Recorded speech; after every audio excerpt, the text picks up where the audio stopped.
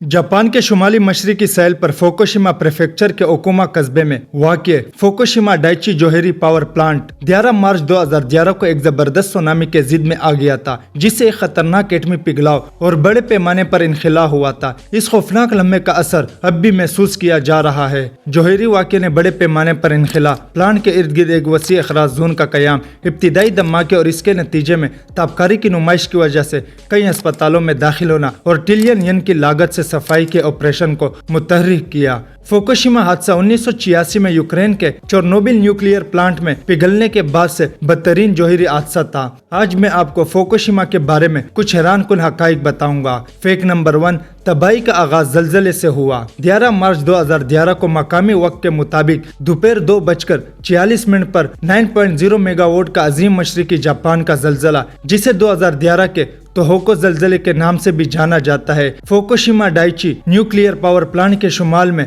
97 kilometre दूर Japan में आया। प्लांट के सिस्टम ने अपना काम किया, जलजले का पता लगाकर खुद ब खुद एटमी रिएक्टर बंद कर दिए। रिएक्टर्स के बकाया जवाल पजीर गर्मी को ठंडा करना और ईंधन खर्च करने के लिए इमरजेंसी जनरेटर को ऑन किया गया। फैक्ट नंबर 2, एक बहुत बड़ी लहर के असरात ने जोहरी पिघलाव के बायस बनी। जलजले के फौरन बाद 14 मीटर 46 फुट से ज्यादा ऊंचाई वाली सुनामी लहर फुकुशिमा डाइची से टकरा गई, जिसने एक दिफाई समुद्री दीवार को मगलूब कर दिया गया और प्लांट में सैलाब आ गया। सैलाब के असरात ने ज्यादातर इमरजेंसी जनरेटरों को निकाल लिया, जो रिएक्टर को ठंडा करना और ईंधन को खर्च करने के लिए इस्तेमाल किए जा रहे थे। बिजली की बहाली और रिएक्टरों में ईंधन को ज्यादा गर्म होने से रोकने के लिए फौरी कोशिश की गई, लेकिन जबकि सूरत हाल जज्वी तौर पर मुस्तहकम थे, जोहरी पिघलाव को रोकने के लिए ये काफी नहीं था। 3 रिएक्टर में ईंधन ज्यादा गर्म हुआ और जज्वी तौर पर कोर पिघल गया। फैक्ट नंबर 3, हकाम ने बड़े पैमाने पर इनखिला का हुक्म दिया।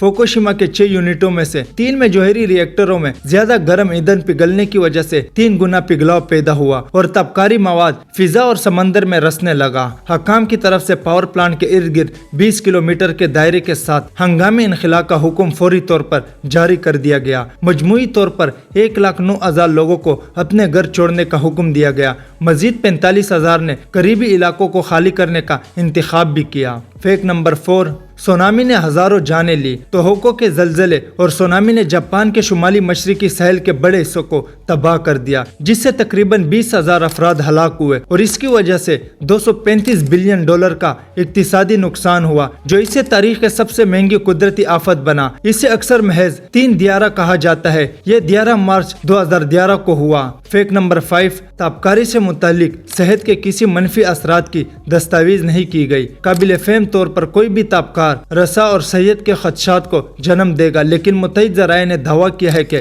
फुकुशिमा प्लांट के आसपास के इलाके में ताबकारी से मुतालिक सेहत के मसाइल बहुत महदूद होंगे। तबाही के 2 साल बाद आलमी इदारा सेहत WHO ने एक रिपोर्ट जारी की, जिसमें दावा किया गया है कि फुकुशिमा ताबकारी की लीक होने से खित्ते में कैंसर की शरह में कोई काबिल जिक्र इजाफा नहीं होगा। तबाही के 10 साल मुकम्मल होने से पहले अक़वाम मुत्तहिदा की एक रिपोर्ट में कहा गया है कि फुकुशिमा की रहायशों के दरमियान सेहत का कोई मनफी असरात नहीं है, जो आफत से होने वाली ताबकारी से बराह रास्त ताल्लुक रखते हैं। फैक्ट नंबर 6, फुकुशिमा को इंसानी साख्ता आफत करार दिया गया है। जापान के पार्लियामेंट की तरफ से कायम की गई एक आज़ाद तहकीक में पता चला कि टेप्को कसूरवार था, जिससे ये नतीजा अखज़ किया गया कि फुकुशिमा इंसानी साख्ता तबाही थी। तहकीक से पता चला कि टेप्को हिफाजती तकाज़ों को पूरा करने में या इस तरह के इवेंट के लिए मनसूबा बंदी करने में नाकाम रहा। फैक्ट नंबर 7, फुकुशिमा के मुतासिरीन ने 1.4 बिलियन येन हर्जाना जीत लिया। 5 मार्च 2022 को टेप्को को जापान के सुप्रीम कोर्ट में तबाही का जिम्मेदार पाया गया। ऑपरेटर को तकरीबन 3,700 रिहायशियों को